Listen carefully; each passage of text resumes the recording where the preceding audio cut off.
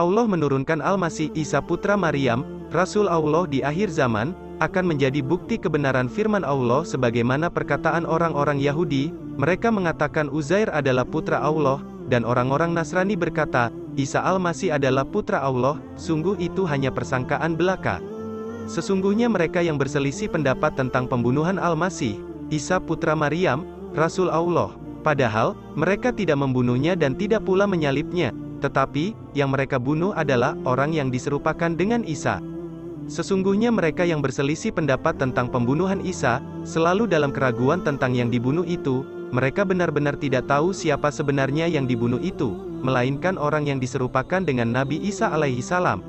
Kemudian di akhir zaman, Allah subhanahu wa ta'ala akan menurunkan Al-Masih Isa putra Maryam ke bumi dan mengikuti ajaran Nabi Muhammad. Beliau turun di Menara Putih Manaroh Baido, yang terletak di kota Damaskus di Syam Syria, saat tiba waktu salat subuh.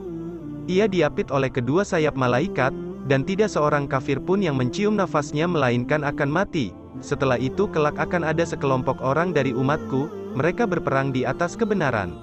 Kemudian di akhir zaman, Nabi Isa akan menjadi pemimpin yang adil.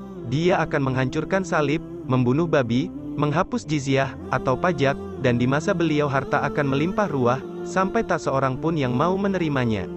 Kemudian pada waktu itu, usai azan subuh berkumandang di kota Damaskus, Imam Mahdi beserta kaum muslimin, akan hendak melaksanakan sholat subuh. Namun, sesaat sebelum sholat subuh, Nabi Isa alaihi salam turun ke bumi, tepat di menara masjid yang mereka gunakan untuk sholat. Imam Mahdi berkata, "Kemarilah, imami salat kami." Lalu Isa alaihi salam menjawab, "Tidak, sesungguhnya imam ada di antara kalian." Kemudian setelah sholat selesai, Nabi Isa memerintahkan untuk membukakan pintu.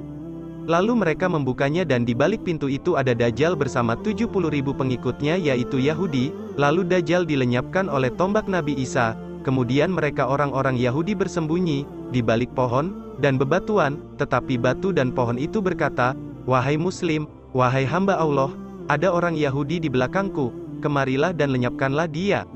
Kecuali pohon Garkat, karena itu adalah pohon Yahudi. Kemudian pada masa itu, Allah akan menghancurkan seluruh agama selain Islam, dan Nabi Isa Rasul Allah membinasakan Al-Masih Dajjal. Suasana di muka bumi pada saat itu sangat aman, sehingga harimau hidup rukun berdampingan dengan sapi, dan serigala hidup rukun bersama dengan kambing, dan anak kecil dapat bermain-main dengan ular, sedangkan ular itu tidak membahayakan mereka. Setelah itu Nabi Isa akan tinggal di bumi selama 40, aku kurang tahu, entah itu selama 40 hari, atau hari seperti setahun, atau hari seperti sebulan, atau sehari seperti seminggu, dan seluruh hari-harinya seperti hari kalian. Di hadis yang lain, hidup selama 7 tahun, tanpa ada permusuhan antara yang satu dengan yang lain. Setelah membunuh Dajjal, misi Nabi Isa alaihi salam tidak selesai begitu saja. Ia akan menghadapi Yajuj dan Majuj yang membuat kerusakan di bumi. Kemudian beliau wafat, dan sangkakala ditiup oleh malaikat Israfil. Wallahu alam bisawab.